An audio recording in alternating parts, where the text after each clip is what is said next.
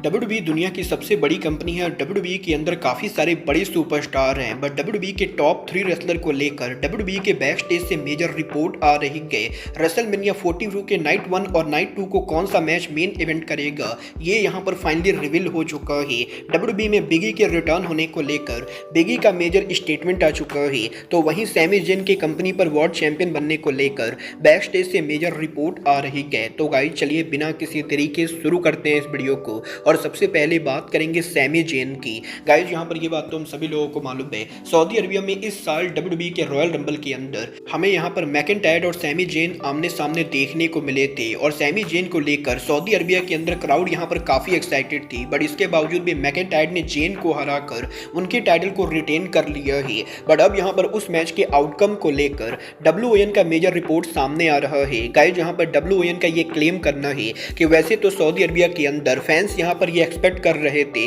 कि Drew मैकिनटायर Sami को हराकर टाइटल को रिटेन करेंगे। बट WWE कंपनी ने सऊदी अरबिया में रॉयल रंबल शुरू होने के एक दिन पहले तक इस चीज को पूरी तरह से डिसाइड नहीं किया था कि मैकिनटायर उस मैच को जीतेंगे या हारेंगे, क्योंकि WWE के अंदर क्रिएटिव के अंदर काफी सारे प्रोड्यूसर और राइटर ये बिलीव करते थे कि सैमी जेन को कंपनी के ऊपर वर्ल्ड चैंपियन बनना चाहिए और स्पेशली सैमी जेन का सऊदी में चैंपियन बनना WWE के लार्ज विजन के लिए काफी बेटर होगा। और सैमी जेन को लेकर कंपनी के अंदर काफी सारे लोग इस चीज को पुश कर रहे थे कि सैमी जेन को चैंपियन बनाना चाहिए। बट इवेंचुअली यहाँ पर ट्रिपल एच ने ये डिसीजन लिया कि रॉयल रंबल के ऊपर सैमी जेन चैंपियन नहीं बनेंगे और WWE के अंदर फाइनली यहाँ पर ट्रिपल एच ने सैमी जेन को हरवाकर ड्रू मैकिनटायर को टाइटल रिटेन करवाया है। बट देखना दिलचस्प होगा कि WWE के रॉयल रंबल के अंदर सैमी के टाइटल मैच को हारने के बाद ट्रिपल एच कभी भी सैमी जेन को अनडिस्प्यूटेड चैंपियन बनाते हैं या नहीं। बट गाइस जहां तक बात रही चैंपियंस की, तो यही WWE के फॉर्मर वर्ल्ड चैंपियन बिगी ने इस हफ्ते उनके लेटेस्ट इंटरव्यू के अंदर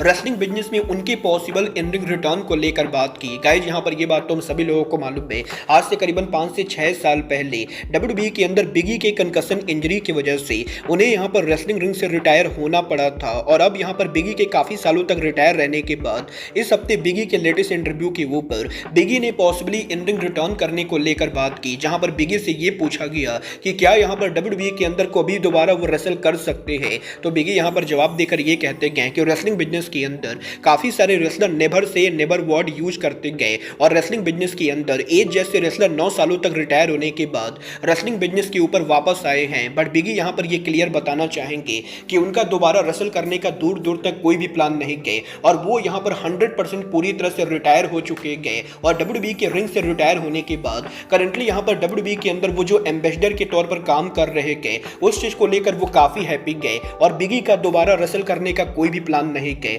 मतलब ये तो आने वाला टाइम बताएगा कि बिगी दोबारा कभी रेसल करेंगे या नहीं। बट गाइस चलिए फिलहाल आगे बढ़ते हैं और बात करते हैं WWE के रेसलमेनिया नाइट 1 और नाइट 2 के मेन इवेंट की। गाइस यहाँ पर ये बात तो हम सभी लोगों को मालूम है, WWE के अंदर ऑलरेडी मंडे नाइट रॉ के ऊपर इस हफ्ते royal rumble winner Roman Reigns ने CM पंक को चैलेंज कर दिया है। तो वहीं यहाँ पर ड्रू मैकिनटायर के रॉयल रंबल पर कोडी पर अटैक करने के बाद ये ऑलमोस्ट कंफर्म माना जा रहा है कि रेसलमेनिया के ऊपर मैकिनटायर और कोडी आमने सामने होंगे। और अब यहाँ पर एक्चुअल में रेसलमेनिया पर कौन से 2 मैच मेन इवेंट करेंगे और रेसलमेनिया पर कौन सा मैच किस नाइट को मेन इवेंट करेगा, इसको लेकर WON की मेजर रिपोर्ट सामने आ रही है। गाइस जहां पर WON का ये क्लेम करना है कि करंटली रेसलमेनिया 42 के ऊपर WWE कंपनी ने 3 मैच फाइनलाइज किए हैं, जिनमें पहला match Bron Breakker versus Seth Rollins से, जो यहां पर रेसलमेनिया 42 के ऊपर हमें यहां पर 100% देखने को मिलने वाला है। और सेथ रॉलिंस की इंजरी रेसलमेनिया से पहले क्योंकि ठीक हो जाएगी तो वो यहां पर रेसलमेनिया पर ब्रॉन बेकर को फेस करेंगे।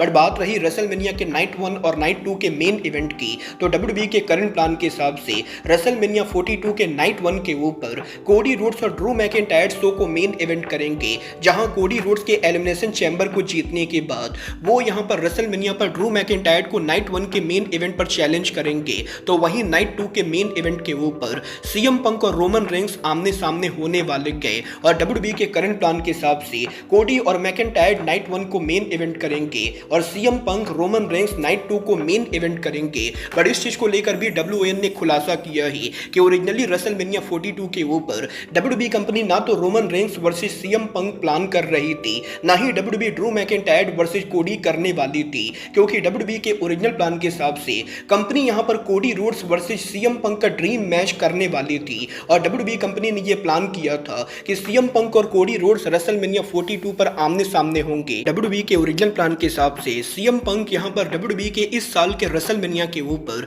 कोडी रोड्स को फेस करने वाले थे, जहां पर कोडी रोड्स उनका अनडिस्प्यूटेड टाइटल ड्रू मैकिंटायर से नहीं हारते और सीएम पंक डब्ल्यूडब्ल्यूई के अंदर कंपनी के अंदर वर्ल्ड चैंपियन नहीं बनते। और ओरिजिनल प्लान के हिसाब से सीएम पंक एलिमिनेशन चैम्बर को जीतकर डब्ल्यूडब्ल्यूई के रेसलमेनिया पर कोडी को अनडिस्प्यूटेड टाइटल के लिए चैलेंज करते। तो वहीं यहां पर डब्ल्यूडब्ल्यूई के वर्ल्ड चैंपियनशिप के लिए कंपनी यहां पर सेथ रॉलिंस और ब्रॉन बेकर का मैच करने वाली थी। डब्ल्यूडब्ल्यूई के ओरिजिनल प्लान के हिसाब से रोमन रेंस इस साल के रेसलमेनिया के मेन इवेंट के ऊपर नहीं होने वाले थे, बट सेथ रॉलिंस की इंजरी की वजह से डब्ल्यूडब्ल्यूई को उनके सारे प्लान चेंज करने पड़े। और अब यहां पर रॉलिंस के इंजर्ड होने की वजह से ना कि सिर्फ यहां पर रोमन रेंस और सीएम पंक का ड्रीम मैच हो रहा है, बल्कि यहां पर डब्ल्यूडब्ल्यूई के अंदर रोमन रेंस को रेसलमेनिया मेन इवेंट करने का दोबारा मौका मिल रहा है। और अगर यहां पर रॉलिंस इंजर्ड ना होते तो शायद यहां पर इस साल ट्राइबल चीफ रेसलमेनिया के ऊपर किसी रैंडम मैच के अंदर काम कर रहे होते। वेल गाइस, ये तो बात थी रेसलमेनिया के मैच कार्ड की, बट गाइस जहां तक बात रही डब्ल्यूडब्ल्यूई के बिगेस्ट सुपरस्टार्स की, तो ये बात तो हम सभी लोगों को मालूम है।